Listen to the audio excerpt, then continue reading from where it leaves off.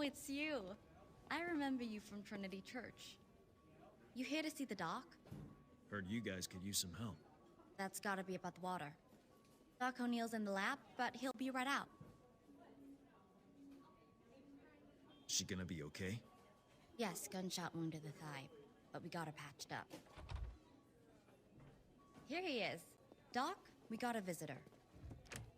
Oh, Sarah, sorry, Agent Kelly told me you survived.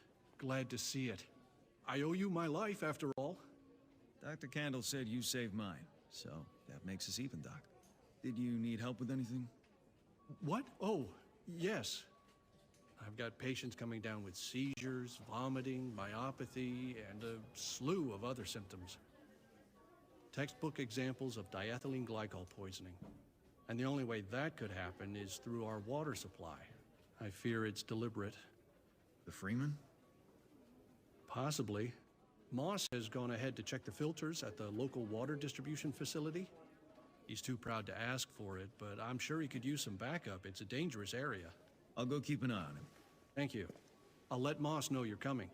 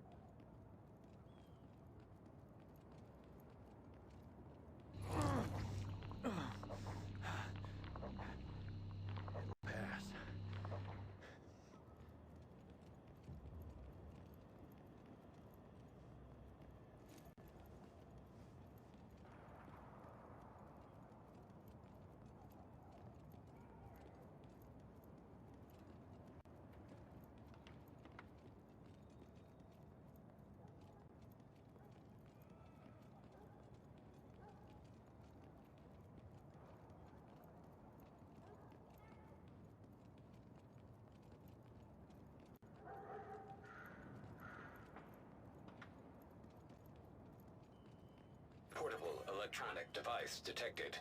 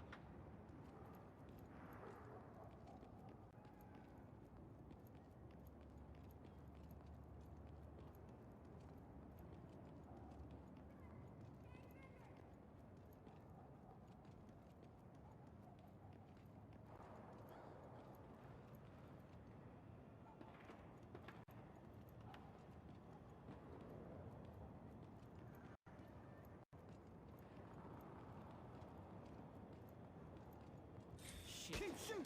Here we go! We gonna watch him bleed.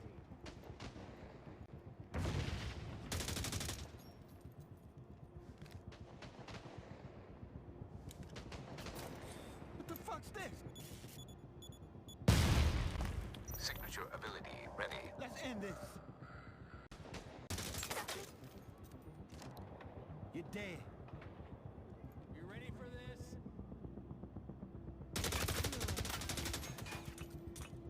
Make a move!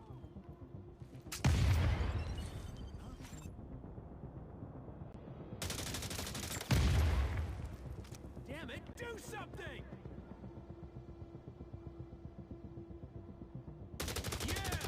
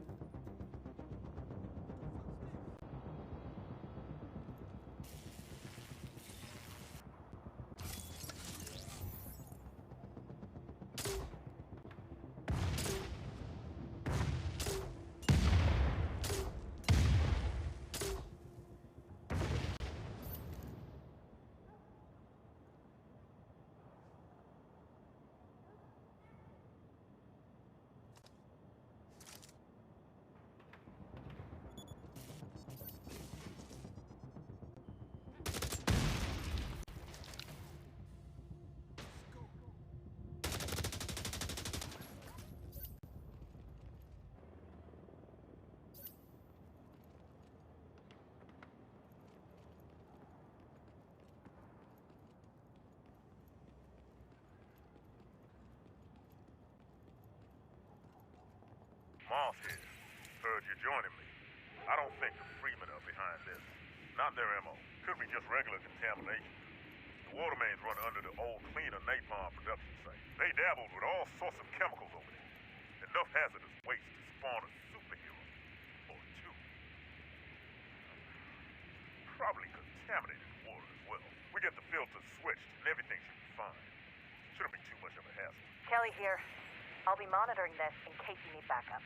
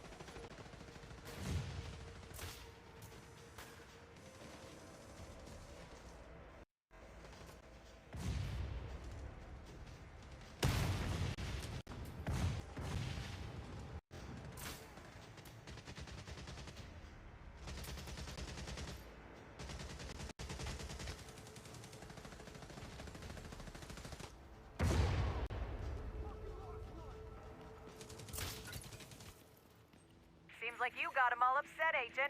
Tread carefully. Something's wrong done. Where can I find you, Agent? Don't even try, Moss. Head back to the settlement. This is division work. Fine. See you back there, Agent. Attention. Extreme levels of diethylene glycol detected. Come again? I'm forwarding the data to O'Neill.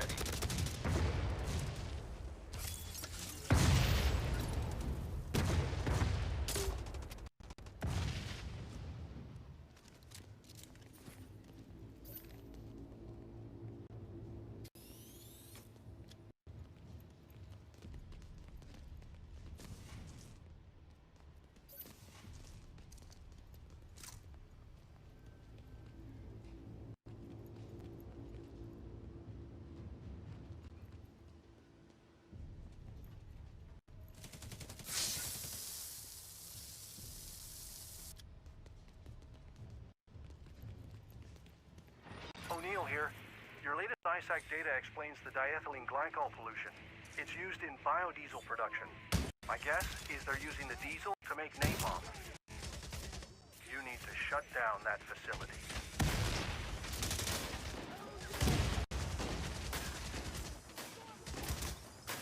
Agent in need of backup.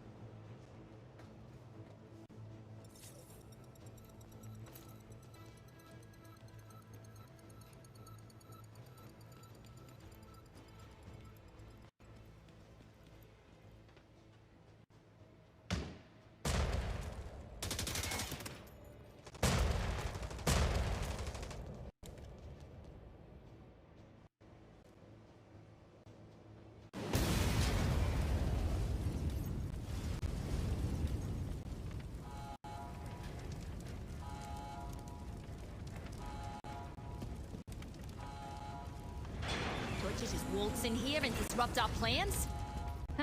I'll roast you it.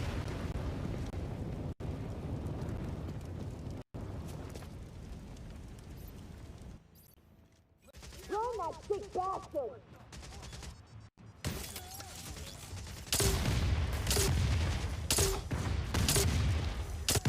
Signature ability ready. Hot yet?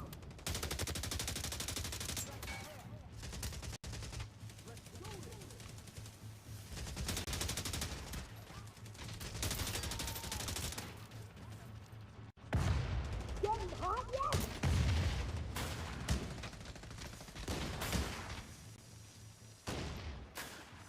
Agent in need of backup.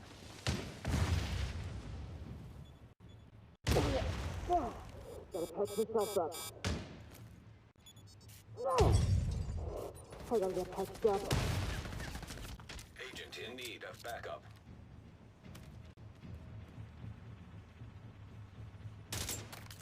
Kelly here. Where did the cleaners find all these crazies? If she's the local leader, you'll do the city a service by taking her out.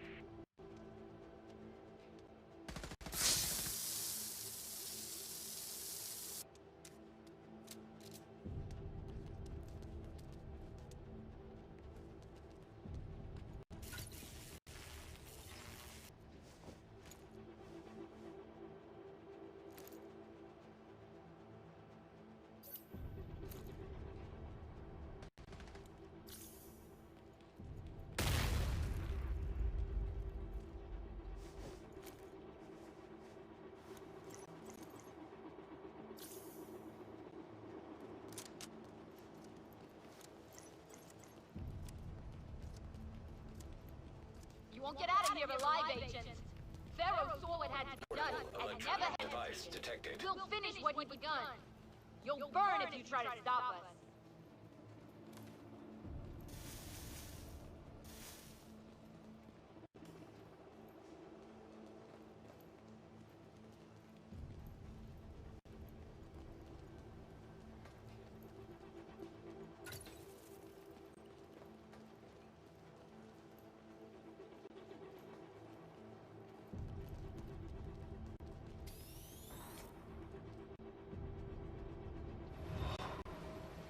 the hell are you? I need you here now!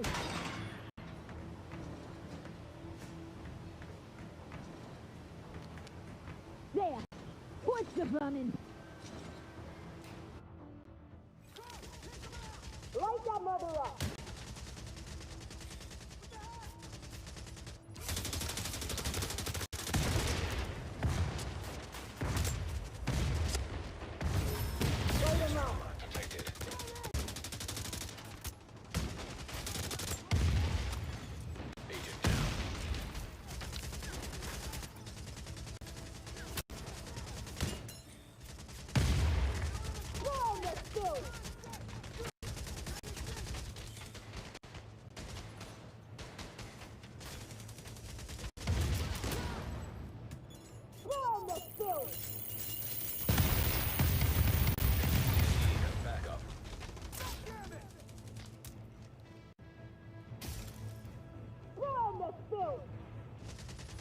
Agent deceased.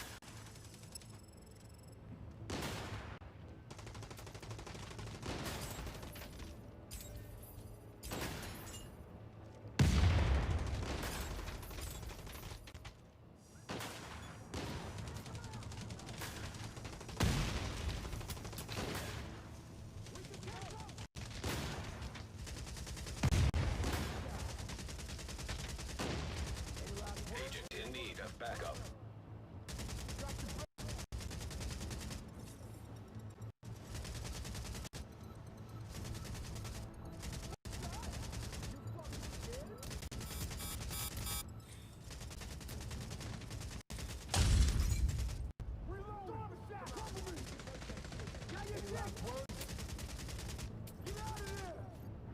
Agent in need of backup.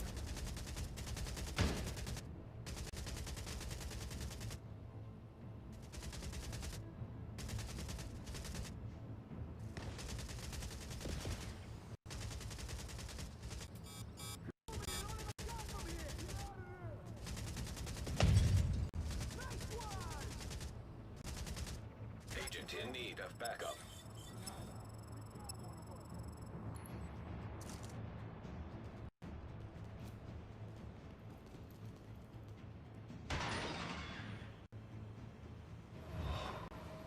Where the hell are you? I need you here now!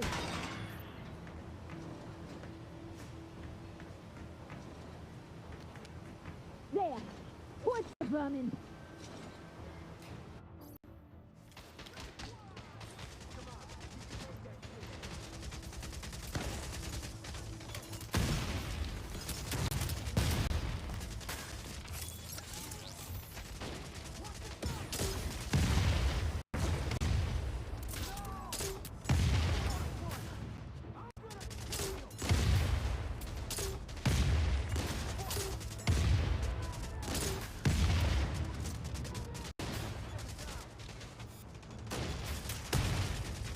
Agent in need of backup.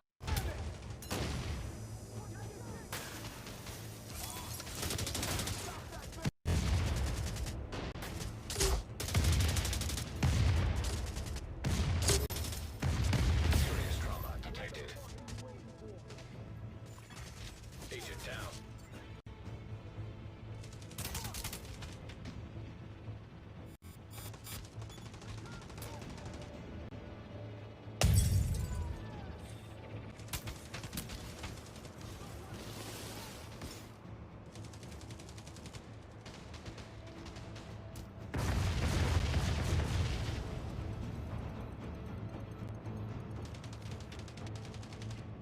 Agent deceased.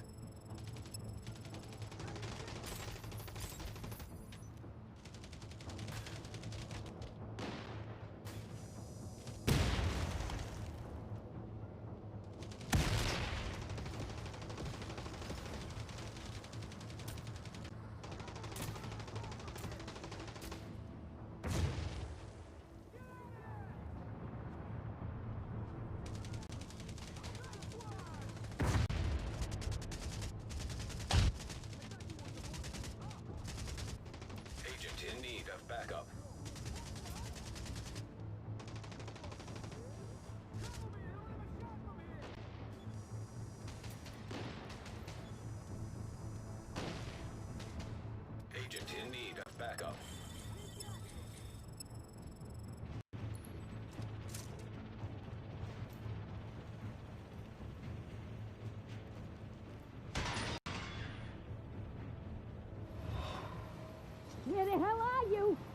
need to hear now!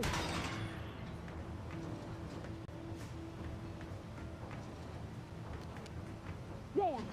Push the vermin!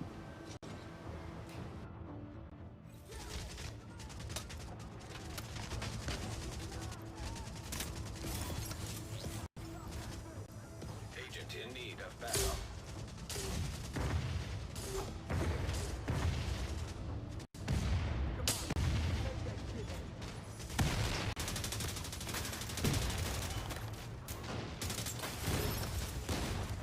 Serious trauma detected.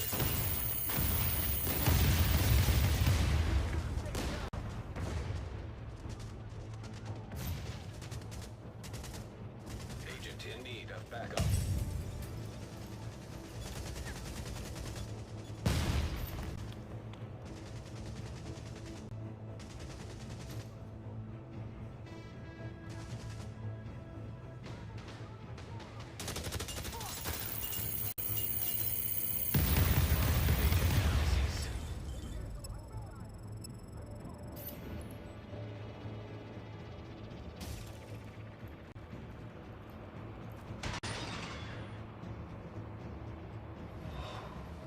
Where the hell are you? I need to hear now!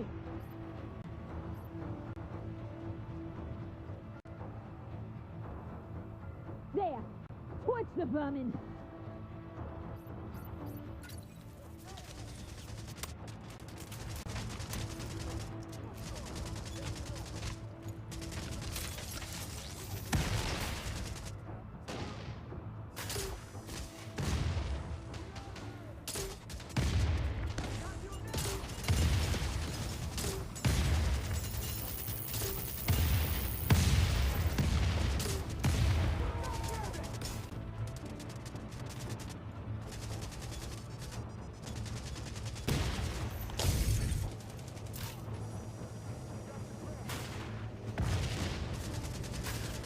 Agent in need of backup.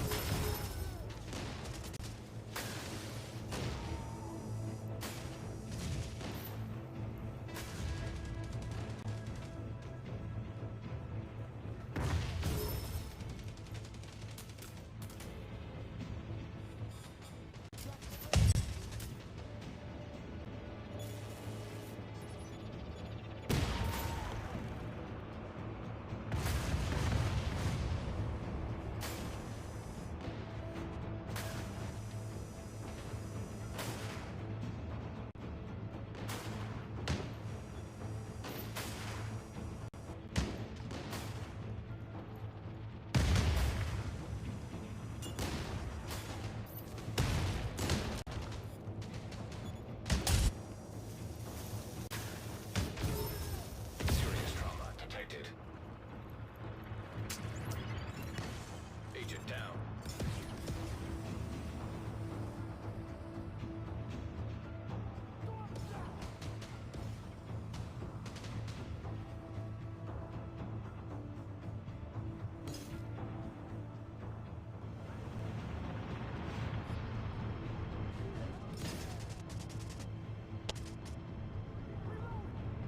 Agent in need of backup.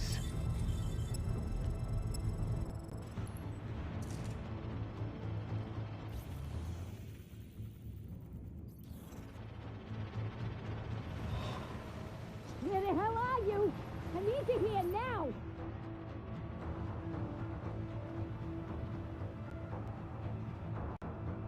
There! Torch the vermin!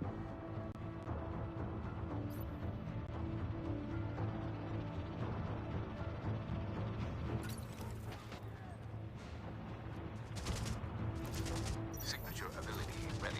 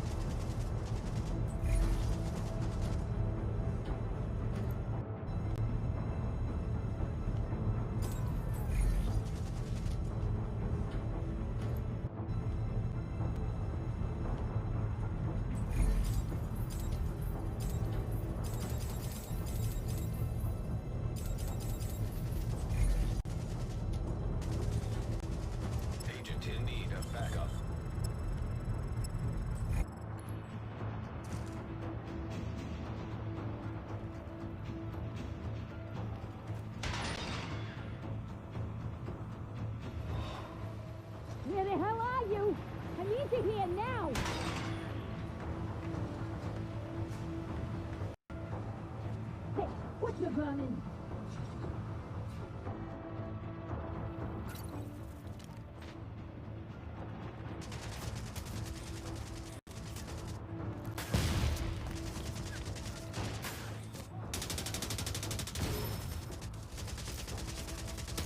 Serious trauma detected.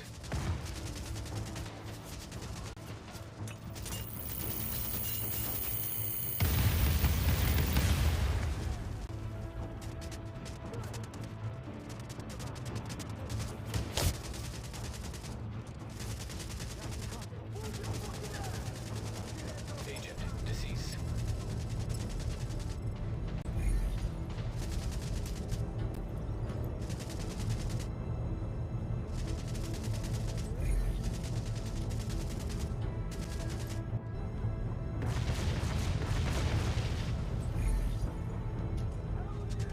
Agent in need of backup.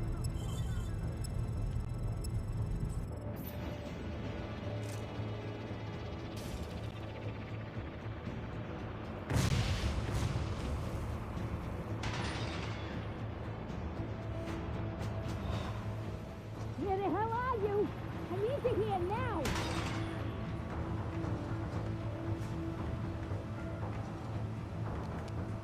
There. Push the vermin.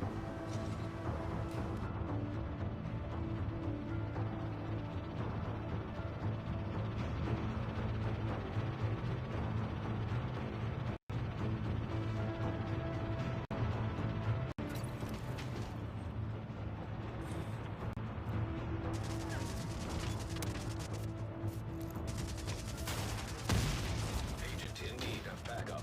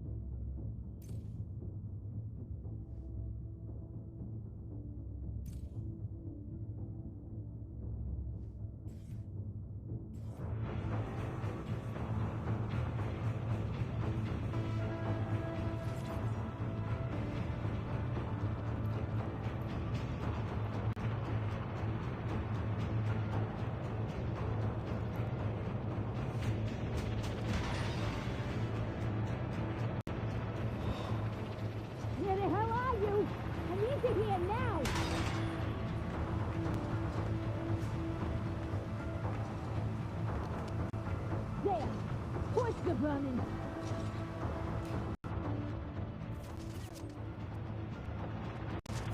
Serious trauma detected.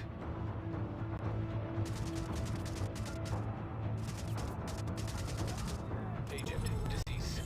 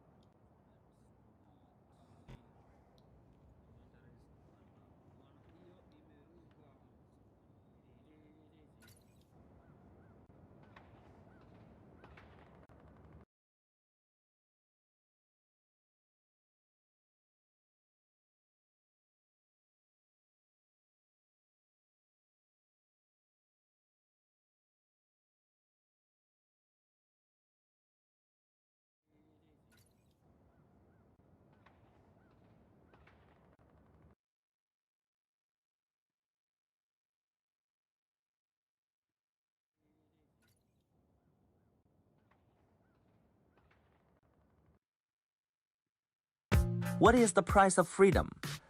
28-year-old Jared was once a big tech AI engineer.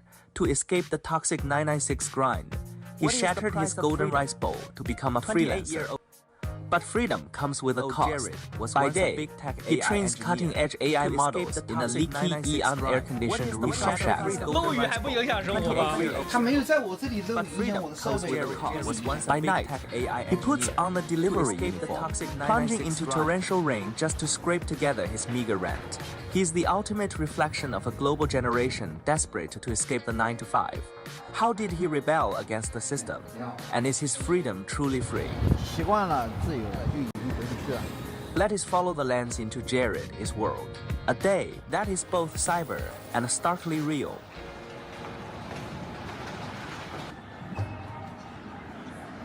Here is Chengdu, China. The main character of this video, Jared and his girlfriend, live right on the rooftop of this old residential community. According to local regulations, living on the rooftop is not allowed. We will check out later exactly how Jared managed to live up here. I made this animation in about 5 minutes. Toonby. I just type what I want. This is the old urban district of Chengdu. Most of these buildings were built in the 1990s, presenting a unique aesthetic of chaotic and messy beauty. Right now, it is 9:30 in the morning, and we agreed to meet at 10. I decide to go ahead and knock on his door early to see if he is even awake yet. Hello，我在这上面转了一圈了，我说等10点呢，开始。我看你这不早点来，我们下子准备好，要喝一杯咖啡吗？可以可以，吃过早饭了吗？我一般都不怎么吃早饭。This is Jared and his wife who have been married for just 1 year. They rent and live in this rooftop apartment. It has 2 rooms, one used as an office for work, and the other as a bedroom. It also includes a tiny kitchen and a very small bathroom.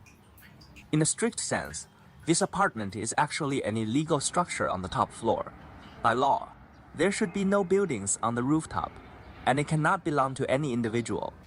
The only reason all of this exists is basically due to problems left over from history. 这里本来是个什么地方被改成了一个房子？以前的很老的那种集体房，很早一批的老破小。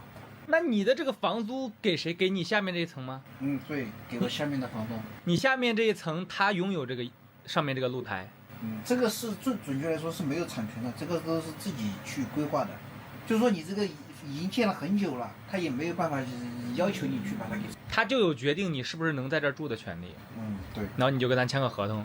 没有签合同，每个月给他转1000块钱就买了。你在这儿住几年了？在这个楼顶？应该是3年了。The wife of Jared works at a hospital pharmacy nearby, and they chose to live here mainly because it is close to her workplace. Aside from being cheap, this apartment has absolutely no advantages. Since it could be demolished at any moment, the landlord has zero motivation to upgrade or renovate it. Even though the air conditioner ownership rate among Chinese urban households is as high as 98%, Jared still lives a life without any air conditioning. The foam boards right above his head provide no thermal insulation at all, and it is hard to imagine how he survives the scorching summer heat in a place like this. 这个其实是今年最新的一个方案，往年的方案是这个手打气过后，就是这样子对着墙那样喷。今年我想了一个新的方案，就是用，就是用上高科技的电动喷机，对上。对上，对，看这里有个接头，它是40度的，是不是很猛？我操！来，我给你喷一下。不要，先不要喷，这个不防水。这个在屋里面喷吗？这可以啊，在屋里面喷给屋里降温啊。这个太热了就降温吧。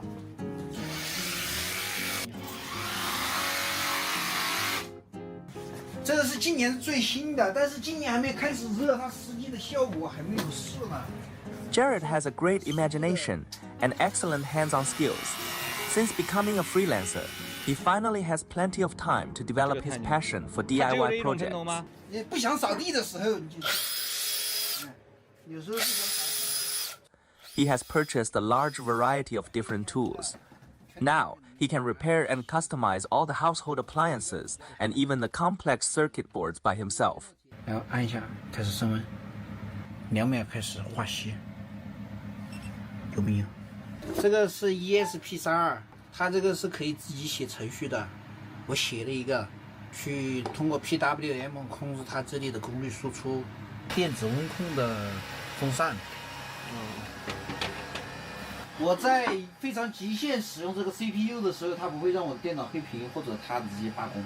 Since freelance income is quite unstable, doing projects by himself allows Jared to achieve great results with very little money.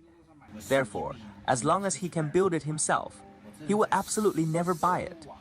The project that makes him the most proud is a custom sound system he assembled completely from scratch. 感觉怎么样？感觉还是可以吗？我都没什么感觉。你在这里了。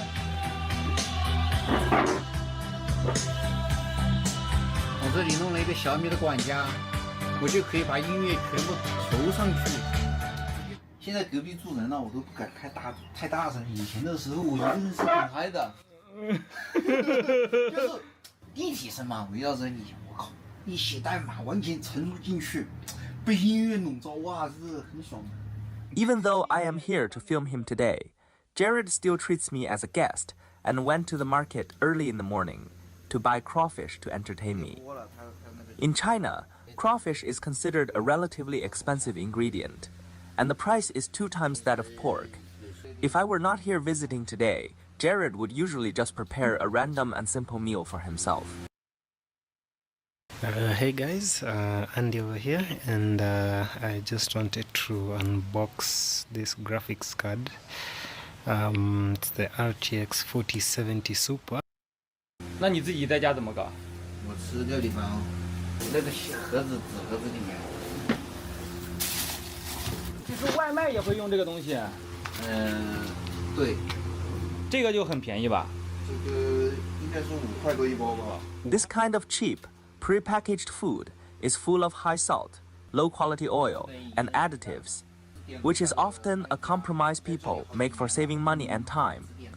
Usually the daily diet of Jared is extremely casual, and he only gets to enjoy a proper meal when his wife is free. Although the two of them are busy cooking with great enthusiasm right now, I noticed that this rented room does not even have enough space to place a dining table. It is hard to imagine where we are going to eat our lunch later. 它是它上面屋檐的雨掉下来，它会有水花溅到这里面。我觉得这个放在这上面好像还是很不错的。It seems that this small balcony is where we are going to eat our lunch. However, the potted plants here are growing way too thick and lush, making it almost impossible for us to find a place to sit down. 把那样剪。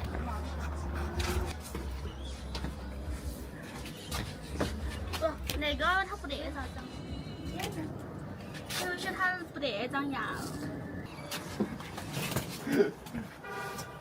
平时会吃这么好吗？会。多久吃这么一次？你得看他的心情。The wife of Jared is a great cook, and the food she prepares tastes absolutely amazing. For young couples like them, living in a major city with low income, owning no apartment, and owning no car, being able to get married and live in a cheap rented room with such harsh conditions is extremely rare. In reality, even if the couple themselves agreed to it, the parents on both sides would usually try their best to stop them. 他爸，他父母去我们那里了，去了第一眼就感觉好穷，妈的，就是转身就想走。这个还是得靠实力，我把他给拉回来了。就是觉得香太高了。香太高又跟我们又没得关系，妈你又不回去吃。你们俩这生活还挺舒服的，没有什么压力啊，是吧？有小孩就有压力了。要小孩吗？我们就在准备了。 The daily work of Jared, mainly involves taking online orders and writing computer programs for various clients. However, he openly admits that this kind of work is highly unstable. This constant uncertainty about income is actually one of the biggest pain points of being a freelancer. 你未来工作上没有啥打算吗？就一直干这个，就这样干下去？我有2个方向，第一个是自己做产品，第二个是给公司做产品，但是我会更偏向于给公司做。 Another major pain point is personal laziness. Jared feels that working by himself at home, without the strict rules of a company, makes him gradually become lazy. This lack of discipline causes him a great amount of distress. 那个时候其实最开始的时候啊，很励志的，很积雪的。我跟你说，会珍惜每一分每一秒的时间。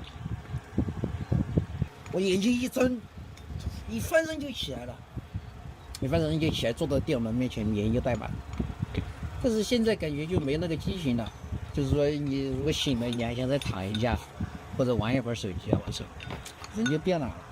这个是我想了，这个是一个，我觉得它是一个与生俱来的东西。它是在人性里面的。就是说你上了一个班，你上了很久，比如说上了2年3年，你同样的是会很累的那种感觉，莫名其妙的感觉会很累。 是吧？你上过班的肯定都知道，你就是不知道怎么就莫名其妙的累。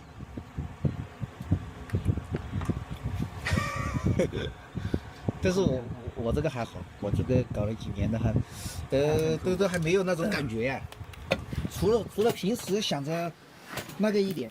Currently, Jared and his wife make a combined income of around $1,000 per month. Compared to the first 2 years when he just started freelance work, his income has actually decreased significantly. The main reason behind this decline is that the impact of artificial intelligence is simply too massive. AI has greatly improved the efficiency of writing code, which in turn has driven the pricing of the orders.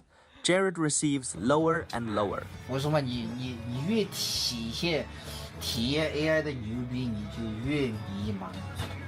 他越聪明，你就会越害怕。 Being creative is expensive enough already. I was paying for 3 different asset platforms and an AI tool, all with different. 你会觉得太简单了，你要做一个事情太简单了，你只需要一句话。如果别人懂得这一句话的，他是不是也可以去做这个东西？你怕不怕？ However, Jared is also modifying his daily workflow and actively embracing artificial intelligence. He is striving to adapt so that he will not be wiped out by this massive wave of the new era. AI 可以让我学到很多，就是我以前不知道的，我可以直接去问 AI。如果说是像在 AI 之前的话，对于一个技术问题，你会去查很久，它的前因后果啊、上下文啊这些东西，你如果要去了解透的话，你就要花很久的时间。 但是现在 AI 不一样了，如果你想去了解一个东西的话，可能花2个小时、1个小时，你就可能把它给了解了，因为 AI 它把给全部总结到一起的。现在你手写代码还能占到多大比例了？这个没办法感觉的，就是如果说我发给 AI， 它写的我不爽。 或者说没有到我效果，我可能会写一个基本的逻辑的示例，让 AI 再给我去做完善。他如果说我的想法描述给他就做得很好，我也去学习 AI 的代码嘛。Writing code is a work state that Jared truly enjoys. However, his current income can no longer cover the basic living expenses of his household. Fortunately, his schedule is relatively flexible. Every afternoon, he chooses to go out and deliver food to supplement his income. He uses this hard physical labor to support his current lifestyle, all just to avoid returning to a full-time office job. 你知不知道不同的工作可能会有不同的工作状态？你知道我跑外卖的工作状态是什么？是什么？就是走得很快。你会不会不习惯？不会。先上个线。请闭嘴1秒。 看来我就不拍了。咱们跑的话就，对，上线3单可以。最多的时候一次送几单？我最多送过5单吧。For delivering food, Jared chooses a strategy of taking multiple low-paying orders at the same time. 红色的是取餐，绿色的是送餐。In China, delivery riders have many different working modes. Riders can independently choose their own work intensity. Based on their desire to earn money, the hourly wage generally ranges from $2 to $5. For someone like Jared who works extremely hard with high intensity, his hourly wage barely reaches $4. Most delivery drivers constantly complain about the high commission fees of the platform and feel they are being exploited by capitalism. However, Jared has a completely different perspective on this. 送的人越来越多，送人越多过后，厂商他就有资本去给你压价，他就有那种条件去给你压价，对吧？他就可以一步一步的试探。作为资本方来讲，他去节省他的配送成本，是他的本职工作。所以说，也不要说什么大厂他故意去压价，这个他本身就是为股东、为资本去服务的。 挣钱是他的唯一目的，否则也出不来这个工作。是的。In China, almost all delivery riders ride modified and speeding electric bikes. If you do not modify your bike, you simply cannot keep up with the delivery time required by the platform, and you will be eliminated by the system. However, riding these speeding electric bikes is extremely dangerous. While Jared was making a delivery to a hospital, a very dramatic scene occurred. One of the orders he was carrying happened to be for another delivery rider who had just broken his leg from a crashing accident while delivering food. 这个，你什么外卖呀？你是怎么整的呀？年头是都找的嘛。你骑车年头是的。哦，对呀。哎哦。哦，我就说这是办嘛。没事，好，早日康复哈。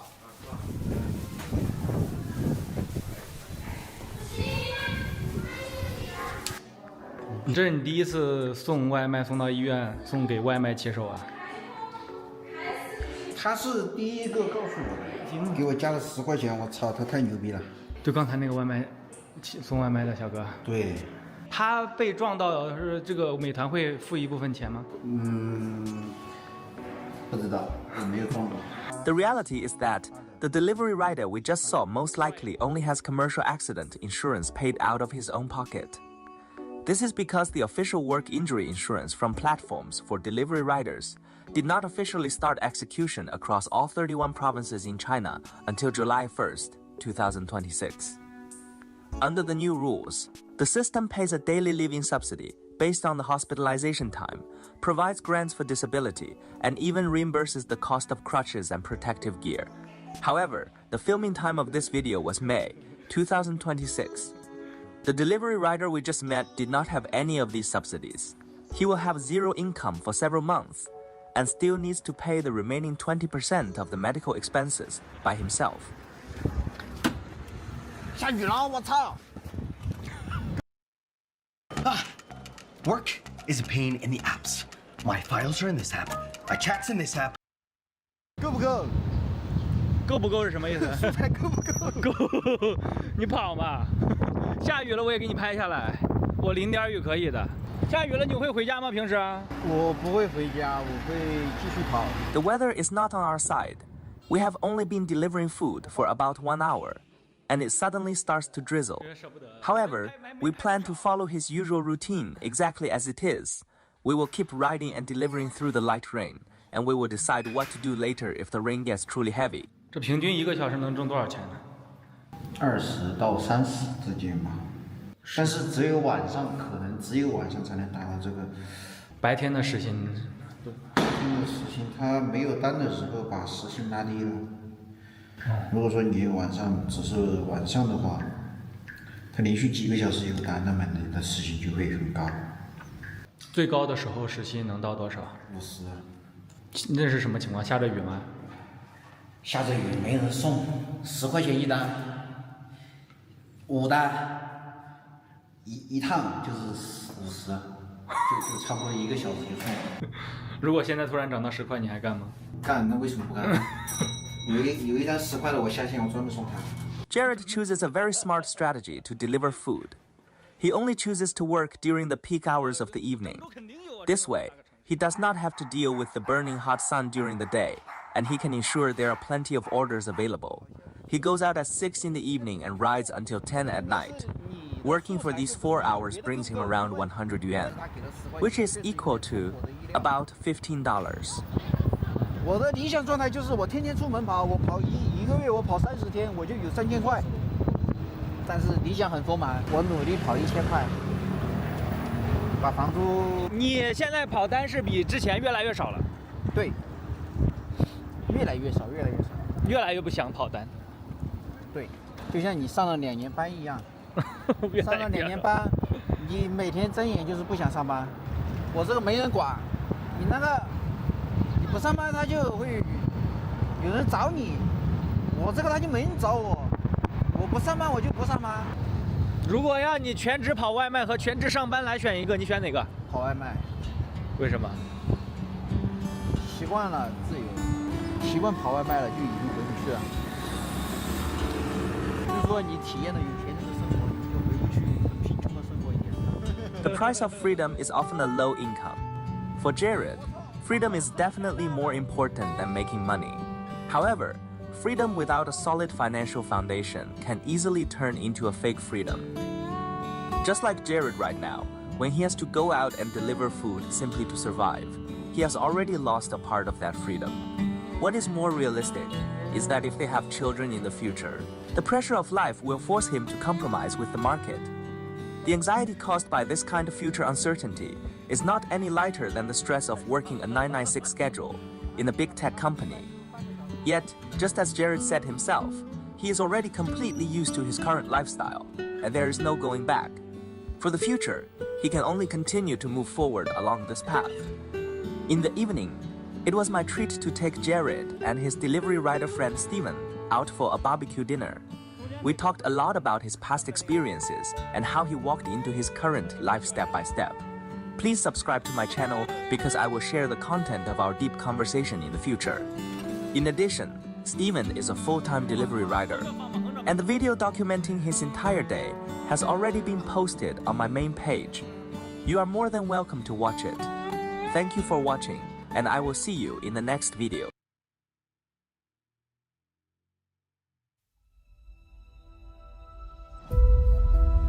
EVE Online is a vast... This is Kevin Mitnick, one of the world's most famous hackers, and one of the first. In many ways, his story shaped how we think of his kind. The media vilified him, the authorities hunted him, and they were all extremely scared of him. Mitnick's story is about the advent of modern IT, about a kid who always wanted to be a magician. Most of all, it's Catch Me If You Can, but with computers. In the 1990s, I was the most wanted hacker in the world. You get that adrenaline rush from the accomplishment of breaking into the system or finding a security hole.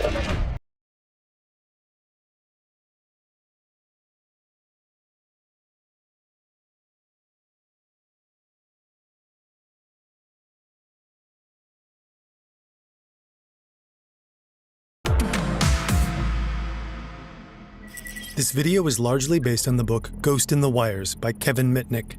It tells the story from his point of view, meaning some details rely on his personal recollection and can't always be independently confirmed.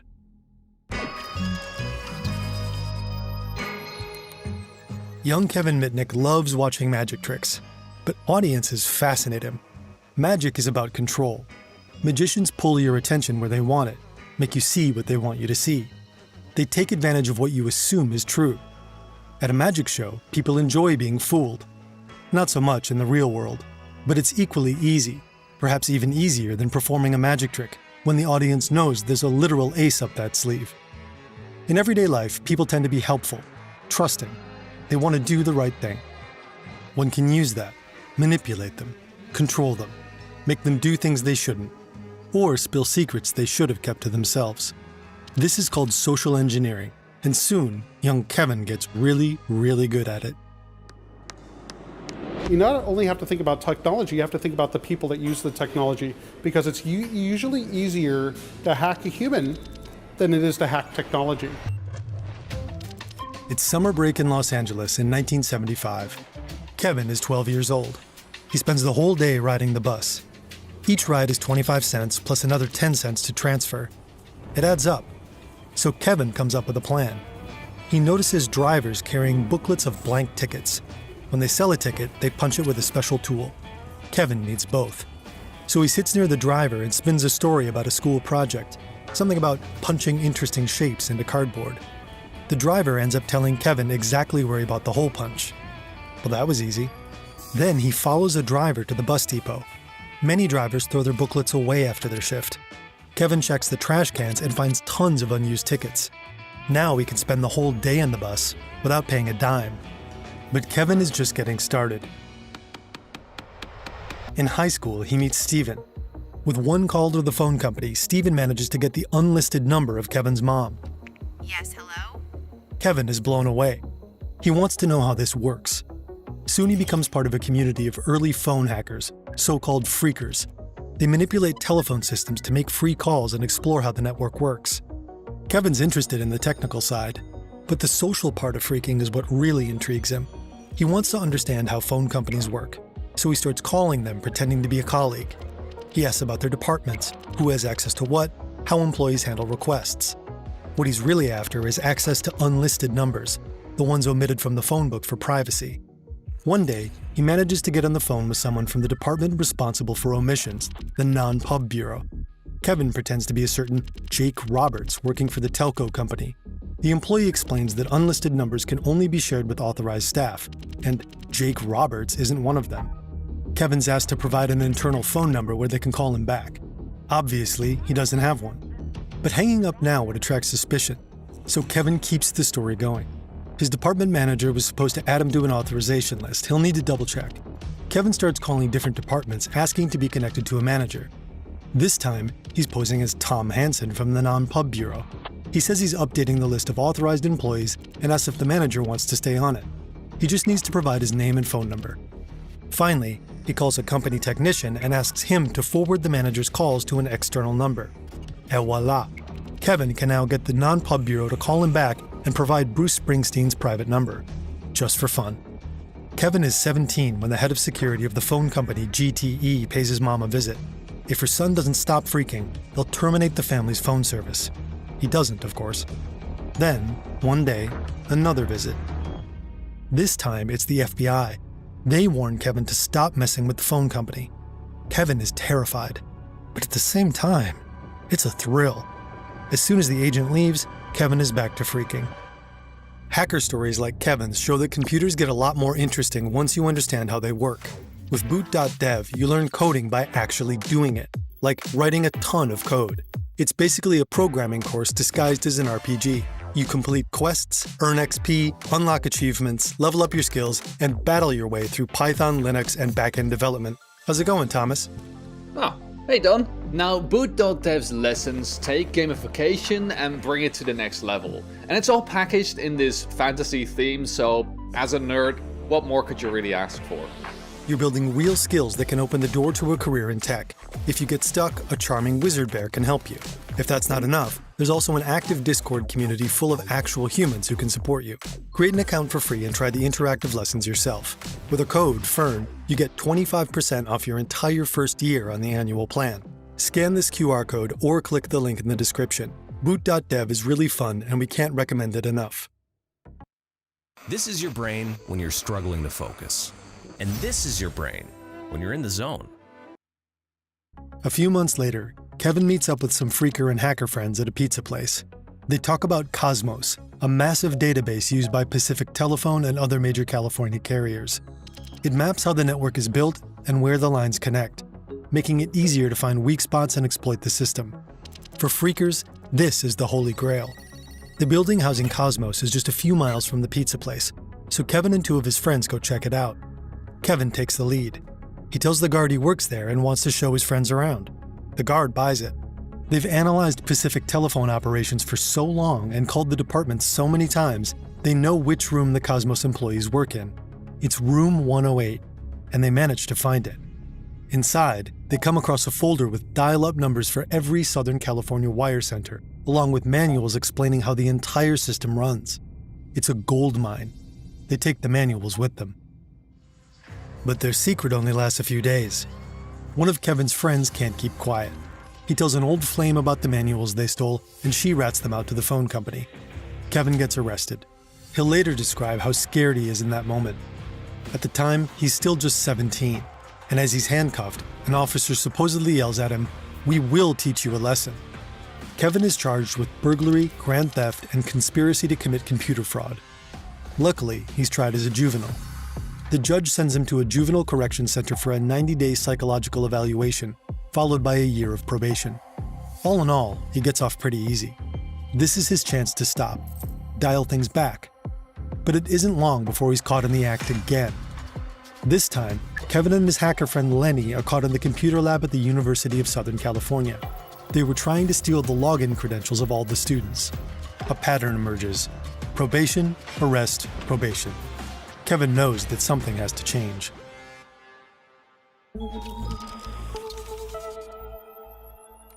It's the mid-'80s. Kevin's in his early 20s and trying to turn his hacker skills into an honest career. Of all places, he decides to apply for a job at a phone company. And not just any company. He lands a job as a programmer at GTE. At first, no one realizes who they've hired. Kevin thinks he's finally on track. A solid job, doing what he loves, a legitimate paycheck. But then he's asked to fill out a security form. After just 9 days, he's fired. They say his resume is inaccurate. His past is catching up with him. And it's easy to see why. It's the 80s and fear of hackers is on the rise. In 1983, the thriller War Games hits theaters. It's about a high school hacker who accidentally breaks into a military supercomputer, nearly triggering World War III. Shall we play a game? How about global thermonuclear war? A wave of hacker hysteria follows. Headlines ask, how real is the horror of war games? After watching the movie, President Reagan reportedly orders his advisors to look into whether any of it could actually become reality. At this point, computers are still a mystery to most Americans. People who can hack into them don't have a defined image. War Games changes that. It puts hackers in the spotlight, casting them as dangerous, unpredictable, and even catastrophic to society. Kevin doesn't see himself as any of those things. Over the next few years, he drifts through boring jobs by day, but by night, he hacks. Together with Lenny, he's targeting a very specific company. It's their biggest challenge yet. You've probably never heard of DEC, but in the 80s, DEC is the second largest computer manufacturer in the world. One of its biggest successes is its VAX line. Relatively small and cheap enough that even smaller companies can afford them, these mini computers turn out to be real milestones. Kevin and Lenny take aim at their operating system. It's called the Virtual Memory System. They want to study its source code and find security flaws. And by looking at past fixes, they might be able to figure out how to sneak in their own back door. A kind of secret entrance into other people's computers. But of course they don't have access to the VMS source code. It's well guarded. They need to get into the VMS development network. So Kevin falls back on what he does best, social engineering. Lenny taps into the building's phone wiring from his work. He reroutes his connection through a fax line belonging to another company. This way, outgoing calls can't be traced back to them. Meanwhile, Kevin is in a hotel near Lenny's office. He uses a payphone to call Lenny. Then, holding a different payphone to his other ear, he calls DEC. Posing as an employee, he convinces a DEC operator to run a show users command. This command lists everyone currently active and logged into the system. At that moment, Lenny is in the process of logging in. One entry shows Lenny as login and the device name. Then Kevin tells her to type in this spawn command.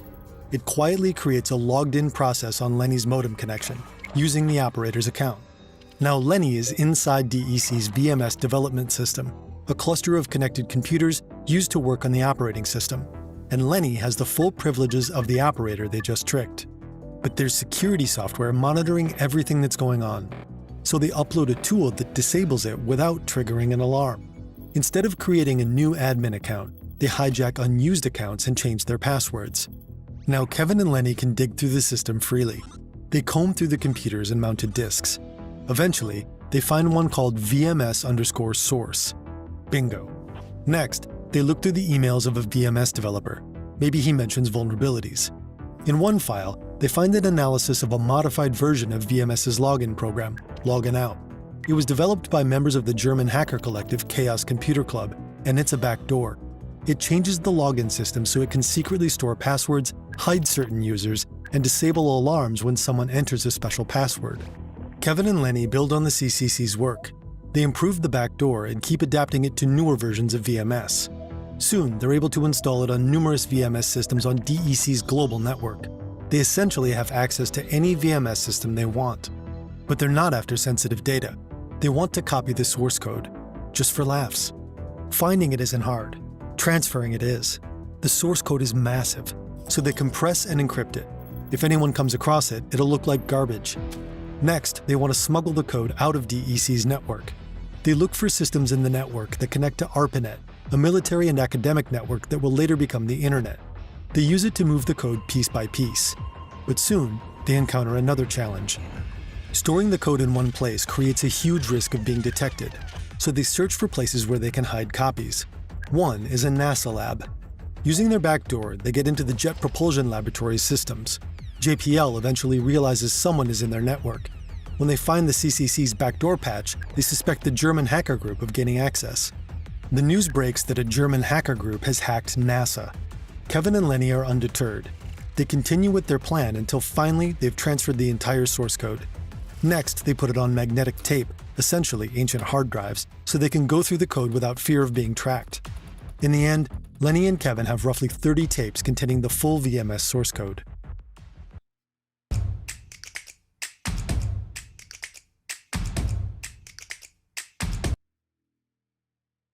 Kevin and Lenny could go on forever. They start challenging each other, making bets. Who's the better hacker? They both work at companies using VMS. Whoever manages to break into the other's company's VMS system wins. The prize is always $150, a dinner at a fancy Beverly Hills restaurant. And Kevin often wins, so often that Lenny starts getting angry. At one point, he accuses Kevin of cheating and refuses to pay up. When Lenny doesn't pay his debt, Kevin comes up with an idea. He calls the company where Lenny works and impersonates an agent in the IRS's wage garnishment division. He claims to have a garnishment order and says that Lenny's payment should be withheld. When Lenny finds out about the prank, he doesn't find it funny at all. He's furious and he confesses to his boss about Kevin and the DEC hack. The two of them call DEC security. Eventually, the FBI is informed. A few days later, Lenny lures Kevin to a parking garage. When Kevin gets out of his car, FBI agents flood in and arrest him. As agents led him away, Kevin reportedly turned to Lenny and asked him, "Why did you do this to me?" Lenny answered, "Because you're a menace to society." Prosecutors hit Kevin with a long list of charges: the DEC hack, stealing data from the NSA, breaking into police databases to erase their records of him, even spreading false information about a bank as revenge for not being hired. The DEC claims his fun little adventure has cost the company about $4 million. Kevin says he had nothing to do with most of these hacks. He thinks they're rehashes of rumors about him, anything to make him look dangerous. But the prosecutors go even further. They tell the judge that Kevin is capable of accessing America's air defense systems with a phone call and initiating a nuclear holocaust. So I started laughing in federal court because that's nothing, I never heard something so stupid in my life. And the judge actually agreed with the government. It's the late 80s now, a few years after war games. Most people still don't really understand what hackers can and can't do. Computers in general are still met with suspicion since few people have one. Fear of nuclear war is in the air. Take cover at once when you hear the attack sound. So the authorities play it safe. Kevin is kept in solitary confinement while awaiting trial. He's denied access to a phone, and he spends most of his time alone. Time magazine writes that a phone in Mitnick's hands is like giving a gun to a hitman. The LA Times labels him a dark side hacker. The article also quotes Lenny. He calls Mitnick an electronic terrorist and claims he can ruin someone's life just using his fingers. One investigator suggests Mitnick's computer might be an umbilical cord to his soul. Eventually, Mitnick and the prosecutors reach a deal. He's sentenced to a year in prison followed by 6 months in a halfway house. There, he's supposed to address his addiction to hacking. By the early 90s, Kevin is free, and he's serious about changing his life. Under the terms of his supervised release, He's forbidden from contacting other hackers. Finding a job proves almost impossible. Every time he gets an offer, his probation officer has to contact the employer. That outs him, and he stays unemployed. Without hacking, there's zero thrill in Kevin's life. He doesn't feel intellectually challenged. He'll later write in his book, "There was no sunshine in my life." I was so passionate with hacking, it came to be like somewhat of an obsession for me. So when Kevin hears that a big super hacker named Eric Hines wants to talk to him, he calls him. Hines rattles off hacks he's pulled and well-known hackers he's worked with. Kevin is impressed and wants to hear more, but he has to be careful. He's on probation. Talking to Hines could get him into serious trouble. So Kevin decides to bring in his friend Lewis. He becomes the front man, doing most of the talking with Hines. On a phone call, Hines mentions a special internal testing system called SAS, used by the telco giant Pacific Bell. It can be used to monitor phone lines. In other words, to listen in. Kevin's never heard of it before, but he's instantly hooked. He wants access. Kevin does what he does best and manages to get in. Now he and Lewis can spy on almost any private conversation within Pacific Bell. Hines is a strange guy. His calls go through a middleman. Hines is hesitant about giving out his own phone number, and he doesn't appear to have a job, yet he's always talking about hanging out in expensive clubs. So Kevin and Lewis want to meet him in person. They set up a meeting at a burger joint. Once they arrive, they don't have to look long. You can't miss Eric Hines. He looks like a rock star. Kevin and Lewis don't trust Eric, and they make that very obvious. They place handheld scanners right on the table. They even sweep Eric's body with an RF detector, checking for hidden microphones. It picks up nothing. At first, the conversation is cautious. Neither party wants to reveal too much. But eventually, Kevin and Lewis tell Hines that they've already made it into the SAS system. To prove it, Lewis pulls out a floppy disk and inserts it into Eric's laptop. Hines is stunned. He warns them to stay away from SAS or they'll get caught. Kevin is suspicious of Hines, but it's clear he knows a lot about hacking, and he seems to have a master key giving him access to every phone company's central office. Despite his suspicions, Kevin decides to stay in touch with Hines. The contact is just too valuable. Maybe they could trade information at some point.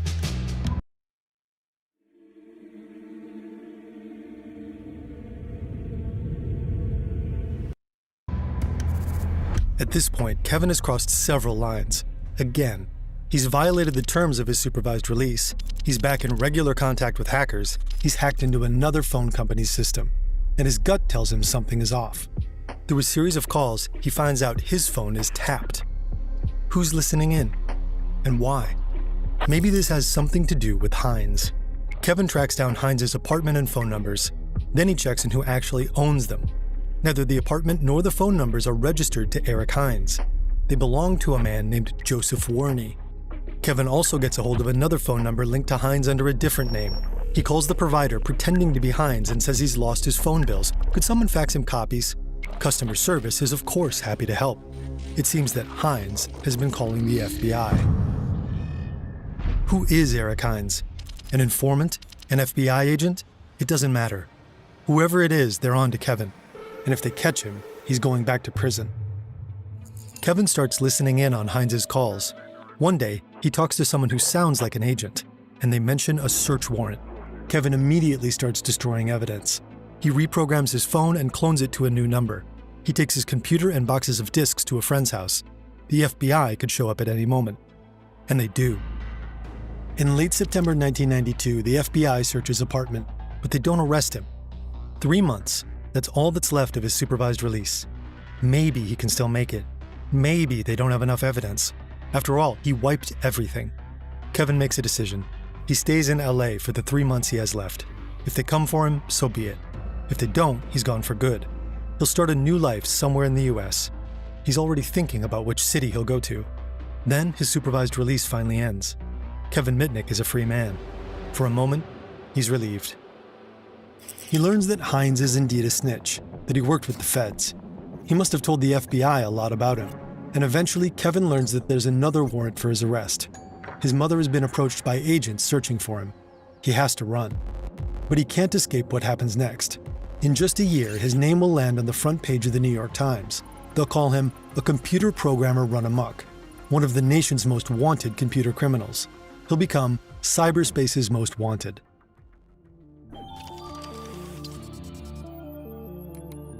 This is Tsutomu Shimomura.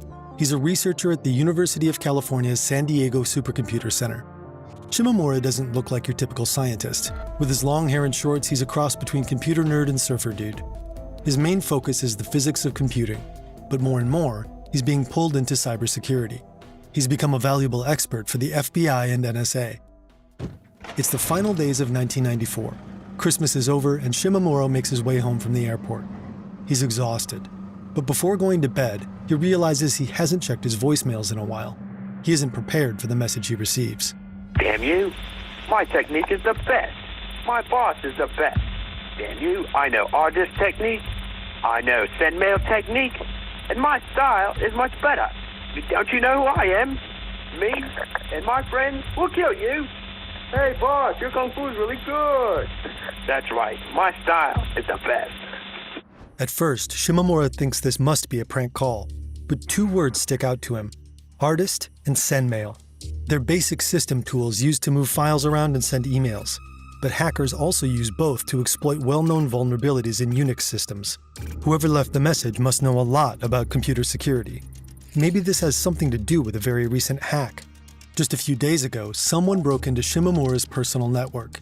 On his network, Shimomura kept a collection of security tools, along with sensitive information about little-known bugs and vulnerabilities. Some of these were found on widely used systems. For a hacker, this information could be extremely valuable. What the intruders probably didn't realize is that one of Shimomura's machines was automatically copying records. These files were sent to a secure place in the network. The moment the break-in started, an alert was triggered at the San Diego Supercomputer Center. Within 24 hours, university staff kicked the attackers out. After being hacked, Shimomura and a student sought out the weak spots in his network and started fixing them. A few days after the first voice message, Shimomura gets another one. Your security technique will be defeated. Your technique is no good. These guys are clearly baiting him. But why? He's been looking into records of the recent attack. Trying to reconstruct it, he realized just how much of his data was stolen. Tens of thousands of emails, personal files, and source code for programs he's written. His security systems were bypassed using a technique that until then has been mostly theoretical: IP spoofing. The attacker impersonated another computer's IP address. When data travels across the internet, it moves in small units called packets. Each carries an IP header with information on its source and destination. In an IP spoofing attack, the hacker modifies the source address in the header. This makes the packet look like it originated from a trusted source. Shimomura contacts the Computer Emergency Response Team, or CERT, about the attack. The group specializes in IT security. 2 weeks later, CERT issues an official warning about IP spoofing. The warning makes the front page of the New York Times.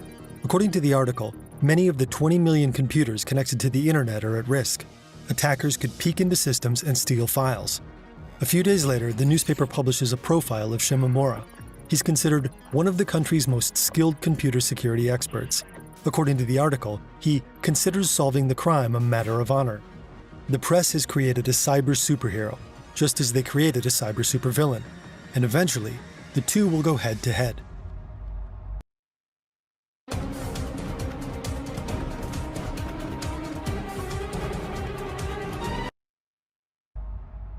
In February 1995, Shimomura gets another weird voice message. Tsutomu, my learned disciple, why you put my voice on the net? This is not good. Haven't I not taught you, grasshopper? You must learn from the master. I know all the techniques and styles. I know tiger claw style. I know crane technique. I know crazy monkey technique. And I also know artist and send mail. And you put my voice on the net? I'm very disappointed, my son. Shimomura wants to know who this strange caller is, so he puts his own hacking skills to use and starts working closely with the FBI. One day, a user on an online hacker forum receives a notification.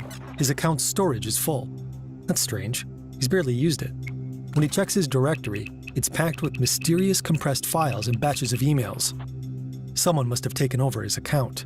Most of the emails are addressed to the same person, Tsutomu Shimomura. A student of Shimomura's goes through the stolen files and discovers a file named 0108.gz. It contains the credit card numbers of over 20,000 Netcom customers. At the time, Netcom was a booming internet provider in the US. Shimomura teams up with Netcom to track down the person responsible. They discovered that the hacker used a Netcom account for some of the attacks. By cross-referencing login times from the online forum with Netcom's connection logs, they find a match. One user stands out as the likely culprit.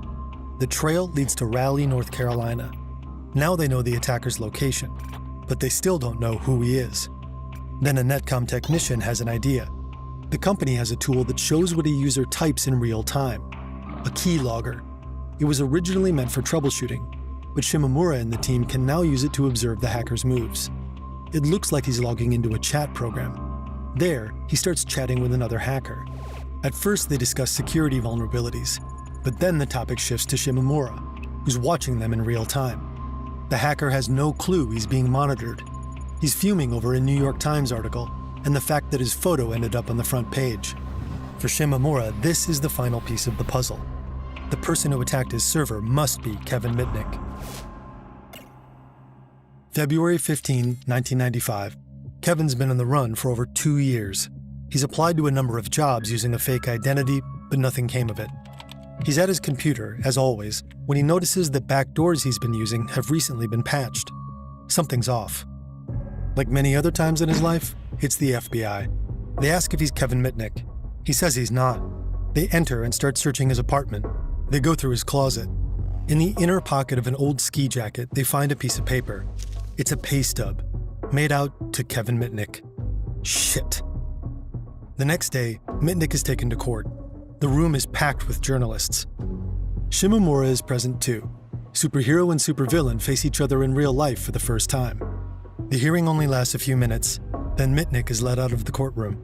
As he passes Shimomura, he nods and says, "I respect your skills." Shimomura nods back. Kevin Mitnick's arrest made headlines across the country for 3 days straight. Once again, he landed on the front page of the New York Times. A most wanted cyber thief is caught in his own web.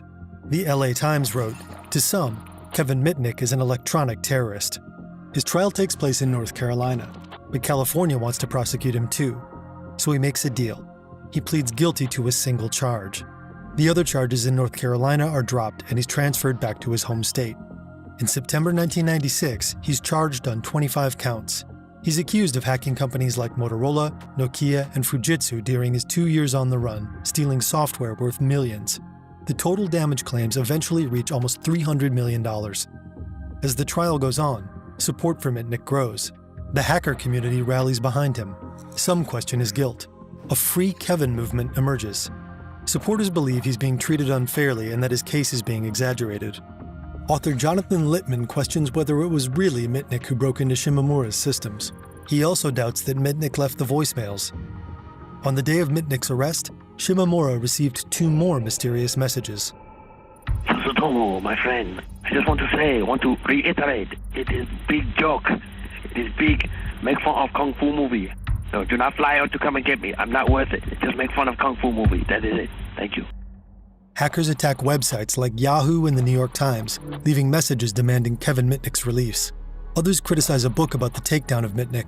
They think the author, Jonathan Markoff, may have embellished the story. A film studio secures the rights to a movie adaptation. In March 1999, Mitnick accepts another deal with prosecutors.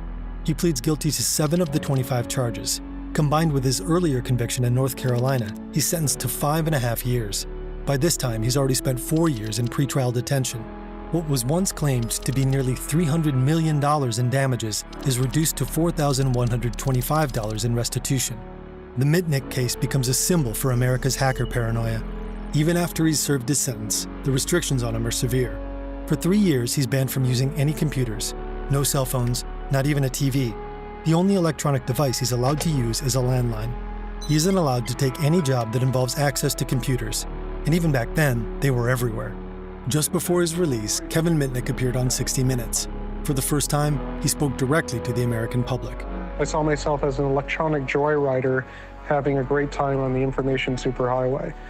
I felt like I was like James Bond behind the computer. It was a big game to me. I was just having a blast. Did it ever occur to you that perhaps what you were doing was wrong? Oh yeah, it was an invasion of privacy. Going in, getting access to other people's information is obviously a gross invasion of privacy, and it is wrong. And that didn't bother you? At the time I was doing it, no. A con artist trying to make big money is easy to label. You can put him in a box. But for people like Mitnick, there was no box. Maybe that's what fueled the myth of him as the dark side hacker and cyber thief. On January 21, 2000, Kevin Mitnick walks out of prison. Technically, he isn't allowed to use computers for 3 years after his release, but his probation officer starts making exceptions. Mitnick reinvents himself as a cybersecurity expert. Companies pay him to find their security flaws. He appears publicly as a specialist and writes several books. In his biography, he recalls that a single word changed hacking forever: authorization. It magically transformed him from the most wanted hacker into one of the most sought-after security experts around. On July 16, 2023, Mitnick died of pancreatic cancer at the age of 59. Obituaries honor him as a pioneer and legendary hacker. Thanks again to Boot.dev for sponsoring this video. Check out the link in the